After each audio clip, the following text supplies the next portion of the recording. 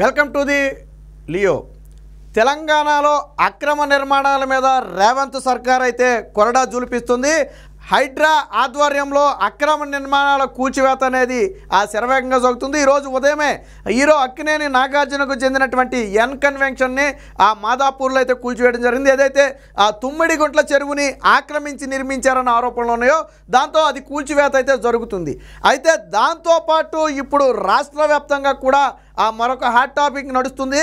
తదుపరి రేవంత్ రెడ్డి సర్కారు గురి లోటస్ పాండ్ మీద పడిందా, జగన్మోహన్ రెడ్డి ఇంటి మీద పడిందా అంటే ఎస్ అవుననే సమాధానం వస్తుంది. ఎప్పటికే గతంలో జగన్మోహన్ రెడ్డి ఇంటి ముందు ఉన్నటువంటి ఏదైతే సెక్యూరిటీ పోస్టులు ఉంటాయో దాన్ని ఇటీవలే ఒక 2-3 నెలల క్రితం కూడా తొలగించడం జరిగింది. తీవ్ర చర్చగా మారింది.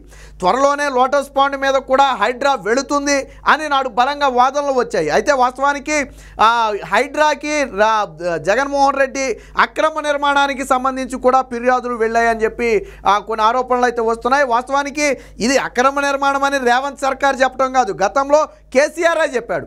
కేసీఆర్ అధికారంలోకి రాకముందు నాడు రాజశేఖర్ రెడ్డిని విమర్శించే సమయంలో లోటస్ పాండ్ వద్ద నిర్మించినటువంటి నిర్మాణం అక్రమ నిర్మాణం, మేము అధికారంలోకి వస్తే ఖచ్చితంగా లోటస్ పాండ్ని కూలగొడతాం, లోటస్ పాండ్ వద్ద కట్టినటువంటి జగన్మోహన్ రెడ్డి ఇంటిని కూల్చివేస్తామని చెప్పి కేసీఆర్ అనేక సందర్భాల్లో నాడు చెప్పడం జరిగింది. అయినప్పటికీ 10 ఏళ్ళ అధికారంలో ఉన్న జగన్మోహన్ రెడ్డి కేసీఆర్ ఇద్దరు దోస్తులు కాబట్టి వాళ్ళ జోలికి వీళ్ళు వెళ్ళలేదు, వీళ్ళ జోలికి వాళ్ళు రాలేదు. బట్ ఇప్పుడు రేవంత్ రెడ్డి సర్కారు అక్రమ నిర్మాణాల మీద ఉక్కుపాదం మోపుతుంది.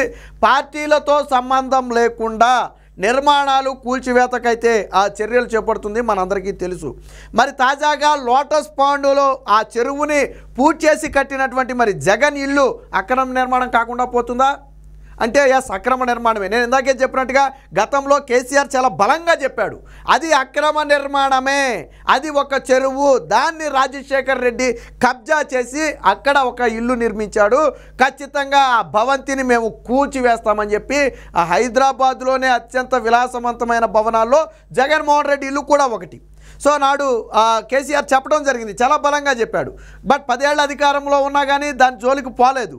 కానీ ఇప్పుడు రాజకీయాలతో సంబంధం లేకుండా రేవంత్ రెడ్డి ప్రభుత్వం అక్రమ నిర్మాణాలు కూల్చివేత ప్రారంభిస్తుంది.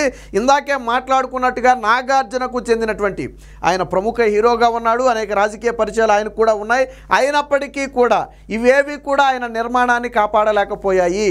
అక్రమ నిర్మాణం అయితే ఎటువంటి పలుకుబడి ఉన్నా, ఏ పార్టీకి చెందిన ఎంతటి పెద్ద వ్యక్తి అయినా సరే మేము కూల్చివేస్తామని చెప్పి రేవంత్ రెడ్డి చెప్పాడు. చెప్పినట్టుగానే ఈరోజు మాదాపూర్లోని ఎన్ కన్వెన్షన్ ఏదైతే ఉందో ఆ కన్వెన్షన్ అయితే కూల్చివేయడం జరిగింది. నాగార్జున కూడా దీని మీద ఇప్పటి వరకు స్పందించలేదు, ఒక రకంగా ప్రభుత్వానికి సహకరించాడు. మరి జగన్మోహన్ రెడ్డి ఇంటి మీద కూడా ఫిర్యాదులు వెళ్తున్నాయి. వాస్తవానికి హైదరాబాద్లో ఉన్న వాళ్ళకి తెలుస్తుంది అక్కడ ఎందుకు మొన్న జగన్మోహన్ రెడ్డి ఇంటి ముందు చెక్ పోస్టులు కూల్చేశారు అంటే అదంతా కూడా రోడ్డుని ఆక్రమించేస్తుంది. ఒకసారి దానికి సంబంధించిన ఫోటోలో ఒకసారి చూపిస్తా. ఇదిగో ఇది మొన్న గతంలో ఒక 2 నెలల క్రితం జగన్మోహన్ రెడ్డి ఇంటి ముందు ఉన్నటువంటి ఏదైతే ఈ సెక్యూరిటీ గార్డు వేసినటువంటి ఈ పోస్టులు ఉన్నాయో వీటి మొత్తాన్ని కూడా మున్సిపల్ అధికారులు అయితే పూర్తిగా కూల్చివేయడం జరిగింది. సో టెంపరీగా ముందు ఆ నిర్మాణాలు తొలగించి రహదారిని అయితే క్లియర్ చేయడం జరిగింది. కరెక్ట్గా జగన్మోహన్ రెడ్డి ఇల్లు అనేది ఆ రహదారికి మిడిల్గా ఉంటుంది. ఆ ఇంటికి ఇరువైపుల నుంచి కూడా మళ్ళీ రావాల్సిన పరిస్థితి. ఆ రహదారి కూడా బాగా చిన్నగా ఉండటం, పైగా కీలకమైన వే కావటంతో ప్రజలు ఎప్పటి నుంచో ఇబ్బంది పడుతున్నారు. మొన్న కూల్చివేత కూడా అనేక ఫిర్యాదులు వచ్చిన నేపథ్యంలోనే వీటిని అధికారులు కూల్చివేయడం జరిగింది. జగన్మోహన్ రెడ్డి ఇంటి ముందు ఉన్నటువంటి ఈ సెక్యూరిటీ పోస్టులను అది ఫిర్యాదులు వచ్చిన తర్వాతే కూల్చివేయడం జరిగింది. ఇప్పుడు తాజాగా జగన్మోహన్ రెడ్డి ఇంటి మీద ఫిర్యాదులు వస్తున్నాయి. గతంలోనే నేను చెప్పినట్టుగా కేసీఆర్ అన్నట్టుగా అక్కడ లోటస్ పాండ్ చెరువుని పూర్తిగా పూర్తి చేసి ఆక్రమించి అక్కడ ఇల్లు కట్టారనేది ప్రధానంగా ఉన్నటువంటి వాదన. దాన్ని నాడు కేసీఆర్ చాలా బలంగా సమర్థించాడు. సమర్థించడమే కాదు, నేను పడగొడతానని చెప్పి నాడు చాలా గట్టిగా కూడా చెప్పాడు. బట్ అధికారంలోకి వచ్చేటప్పటికి అన్నీ మర్చిపోయాడు అనుకోండి. జగన్మోహన్ రెడ్డి కేసీఆర్కి దోస్త్ అయ్యాడు కాబట్టి కనీసం దాని వైపు కూడా చూడటం సంగతి దేవుడు ఎరుగు. ఈ ఇంటి ముందు ఉన్నటువంటి సెక్యూరిటీ పోస్టులను కూడా నాడు కేసీఆర్ ప్రభుత్వం తొలగించాల. కానీ ఇప్పుడు రేవంత్ రెడ్డి ప్రభుత్వం వచ్చిన తర్వాత ప్రజా ఫిర్యాదుల నేపథ్యంలో ఈ సెక్యూరిటీ పోస్టులను అయితే తొలగించడం జరిగింది. ఇప్పుడు నూతనంగా హైడ్రా ఏర్పాటు చేశారు. ఏదైతే Hyderabad disaster response and assets monitoring and protection agency ఉందో దీనికి పూర్తిగా స్వేచ్ఛనిచ్చారు. అక్రమ నిర్మాణాలను కూల్చివేతకు దానికి మంచి అవకాశం ఇచ్చారు. సో అంటే వాస్తవానికి రాజకీయ ఒత్తిడులకు తలొగ్గితే ఏ నిర్మాణం కూడా కూల్చివేయటం కుదరదు. సాధారణంగా ఒక వ్యక్తి ఒక 50 కోట్లు 100 కోట్లు పెట్టి బిల్డింగ్ కట్టాడంటే రాజకీయ పరిచయాలు లేని వ్యక్తి కానే కాడు. ఆడు ఏ వ్యాపారంలో ఉన్నా రాజకీయ పరిచయాలు ఉంటాయి. సో దాని ద్వారా బిల్డింగ్ని కాపాడుకుంటూ వస్తాడు. కాబట్టి రేవంత్ రెడ్డి సర్కారు దీనిలో రాజకీయాలకు తావు లేకుండా చేసింది. ఎవరు సిఫారసులైనా సరే, ఈవెన్ చివరికి రేవంత్ రెడ్డి సిఫారసు చేసినా హైడ్రా తన పని తాను చేసుకుంటూ వెళ్ళిపోవాలి తప్ప ఆపొద్దని చెప్పి రేవంత్ రెడ్డి సర్కార్ అయితే వారికి ఫ్రీ హ్యాండ్ ఇవ్వడం జరిగింది. దీంతో ఇప్పుడు హైడ్రాకు లోటస్ పాండ్ను ఆక్రమించి జగన్ కట్టినటువంటి ఇంటి మీద అనేక ఫిర్యాదులు వస్తున్నాయి. దీంతో ఇప్పుడు అందరి దృష్టి జగన్మోహన్ రెడ్డి ఇంటి పైన పడింది. అందులోనూ నాగార్జున కన్వెన్షన్ హాల్ కూల్చివేసిన తర్వాత జగన్మోహన్ రెడ్డి ఇంటిని ఎందుకు కూల్చివేయరు, ఎందుకు కూల్చివేయకూడదు అనేది ఇప్పుడు ప్రధానంగా వినిపిస్తున్నటువంటిది. తెలంగాణలో ఎక్కడో నాగార్జున కన్వెన్షన్ హాల్ కూల్చివేస్తే ఇక్కడ ఆంధ్రాలో వణుకు మొదలైంది. వైసీపీ నేతల్లో టెన్షన్ మొదలైంది. ఎందుకంటే ఇప్పుడు మనం చెప్పుకున్నట్టుగానే లోటస్ పాండ్ను ఆక్రమించి కట్టినటువంటి నిర్మాణం కాబట్టి రేవంత్ రెడ్డి సర్కారు తమ మీద కూడా చర్యలు తీసుకుంటుందేమో అనే భయం వాళ్ళలో ఉంది. గతంలోనే సెక్యూరిటీ పోస్టులను కూడా రేవంత్ రెడ్డి ప్రభుత్వం వచ్చిన తర్వాత తొలగించడం, అప్పట్లో షర్మిల కూడా సమర్థించింది.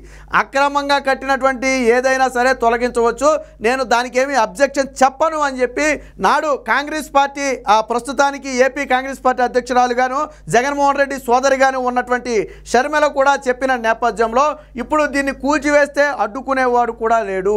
వాస్తవానికి షర్మిల కాంగ్రెస్ పార్టీలో ఉంది కాబట్టి కాపాడాలంటే కాపాడుకోవచ్చు. కానీ గతంలోనే షర్మిల చెప్పింది, ఈ పోస్టులు కూల్చివేసినప్పుడు మీడియా అడిగిన ప్రశ్నలకు చెప్పింది, అక్రమ నిర్మాణాలకు ఎవరైనా ఒకటే, ఏ నిర్మాణమైనా కూల్చివేయాలి, మేము దానికి కట్టుబడి ఉన్నామని చెప్పి గతంలో షర్మిల చెప్పిన నేపథ్యంలో ఇప్పుడు జగన్మోహన్ రెడ్డి లోటస్ పాండ్ ఇంటిని కూల్చివేసినా అడిగేవారు లేరు. పైగా జగన్మోహన్ రెడ్డి ఇటీవల అసలు హైదరాబాద్ వెళ్ళటమే మానేశాడు. మనకు తెలుసు జగన్మోహన్ రెడ్డి ఓడిపోయిన తర్వాత దాదాపుగా 5-6 సార్లు బెంగళూరు ప్యాలెస్కి వెళ్ళాడు తప్ప ఒక్కసారి కూడా హైదరాబాద్లో తన ఇంటికి వెళ్ళలేదు. పులివెందలకు ఒకసారి వెళ్ళినట్టున్నాడు కానీ ఓడిపోయిన తర్వాత హైదరాబాద్ మాత్రం జగన్మోహన్ రెడ్డి వెళ్ళలేదు. కేవలం బెంగళూరు ప్యాలెస్కు మాత్రమే వెళుతున్నాడు. ఎందుకనంటే జగన్మోహన్ రెడ్డి జరిపే రహస్య మంతనాలు 2 తెలుగు రాష్ట్రాల్లో జరపకూడదు అని ప్రధానంగా నిర్ణయించుకున్నట్టు తెలుస్తుంది. ఎందుకంటే ఇక్కడేమో రేవంత్ రెడ్డి సర్కారు ఉంది, అక్కడేమో కూటమి ప్రభుత్వం ఉంది. సో 2 కూడా జగన్మోహన్ రెడ్డికి వ్యతిరేకంగా పనిచేస్తాయనేది జగన్మోహన్ రెడ్డి ఉద్దేశం.